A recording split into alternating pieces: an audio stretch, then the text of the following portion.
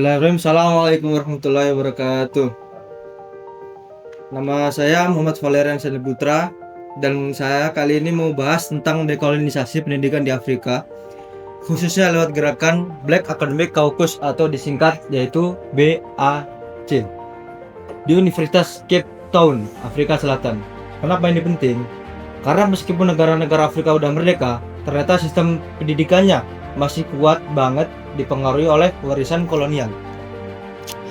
Latar belakang: setelah Perang Dunia Kedua, banyak negara Afrika merdeka, tapi masalahnya sistem pendidikan masih didominasi oleh cara pandang Eropa. Pengetahuan lokal sering dianggap kurang penting bagi mereka. Nah, disinilah muncul tuntutan dekolonisasi pendidikan. Apa tujuannya? Tujuannya adalah supaya pendidikan lebih inklusif, adil, dan relevan dengan pengalaman masyarakat Afrika sendiri. Ada 4 dimensi dekolonisasi. Yang pertama yaitu struktural. Struktural itu apa? Struktural itu adalah mengubah distribusi kekuasaan dan posisi akademik.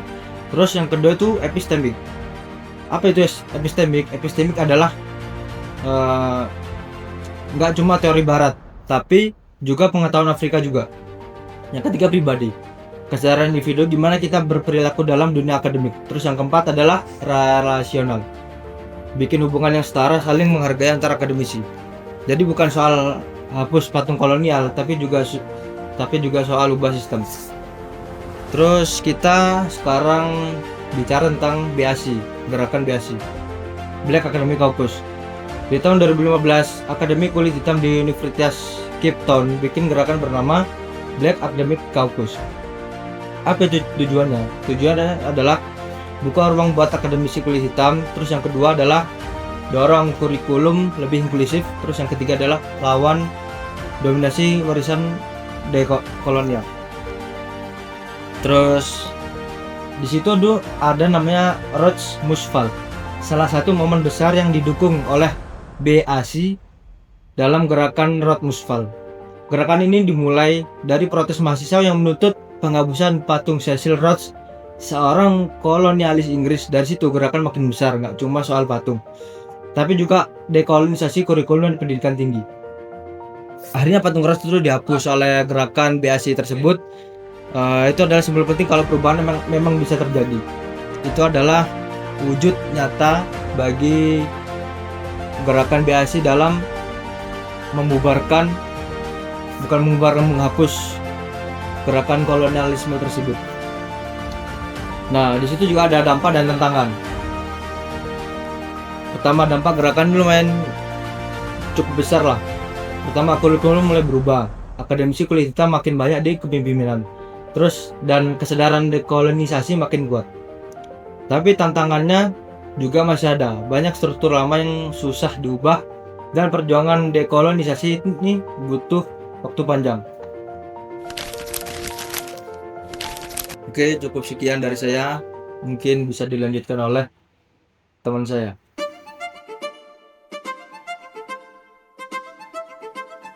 Apakah perjuangan Black Academic Caucus dalam memperjuangkan dekolonialisasi pendidikan berhenti di situ saja?